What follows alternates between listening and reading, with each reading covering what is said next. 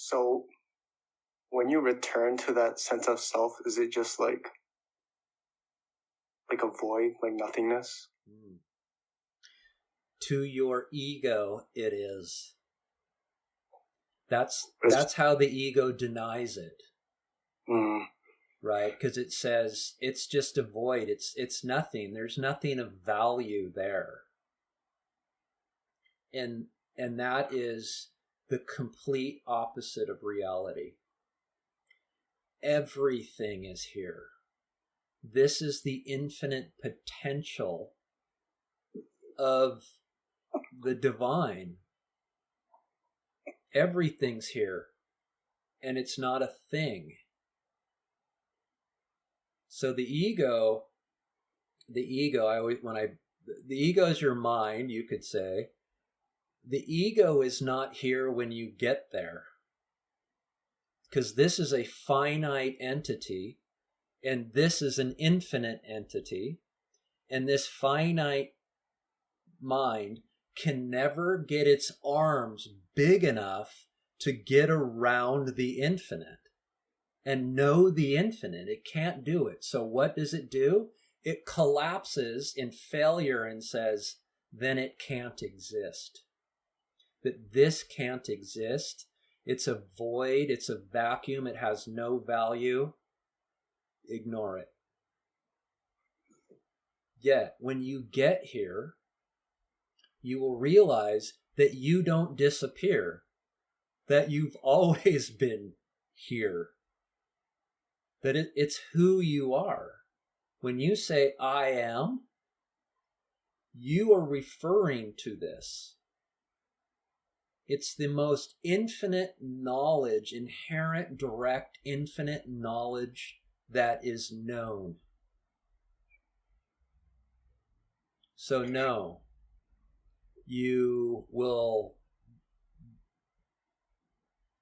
it's not a void. It's not nothing. It's every no thing. And is that like the silence that kind of allows like peace and like love to really like shine through everything? So when you analyze self, because it's infinite, it doesn't have any boundaries. It's not limited by anything. So that is the description of boundless freedom. And so you experience yourself as boundless freedom. Right? There's no self. Self is everything and nothing happening everywhere and nowhere. It's not contained in this outline of a person and body anymore. It's everywhere and nowhere. And that's freedom. And because it's infinite, it's whole and complete in itself. It has no lack. It doesn't need anything else because it already is everything else.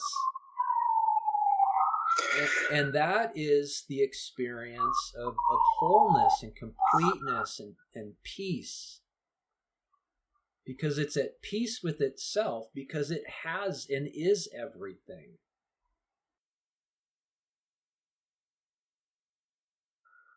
Yeah, so basically like these people who have reached like these very high states of consciousness, they can like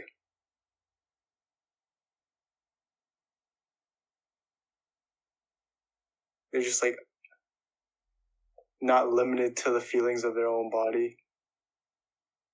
But like they just must have achieved like such a high level of like becoming the self, like just like identifying fully with it.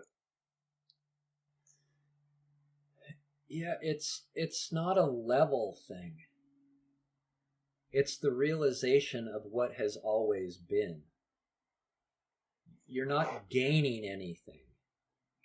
You're remembering what you've always been. That's not a level. It's the end of levels. But can you transcend does that mean you can transcend the boundaries of your body? What's left to transcend when you're already everything? Yeah. It's a misnomer to say you're going beyond or transcending something here. Because that means that to go beyond the mind or the ego, well, first you've got to get to the ego and then go beyond it and transcend it, which means that you're acknowledging the ego exists. This message is prior to ego. You're seeing what is prior to ego and what ego has arisen out of. And you're just hanging out back here going, no, I'm just going to hang out back here. Anything other than this is just, it's an illusion. It's creating all of my problems. Why don't I just hang out back here in myself, which is whole and complete? I see. Yeah. You don't need the message. You don't need anything because you realize you are everything. Yeah. Yeah. And you already know that because I can see it in your smile. It's the dead giveaway. You can't hide it. Yourself can't hide itself when it knows itself.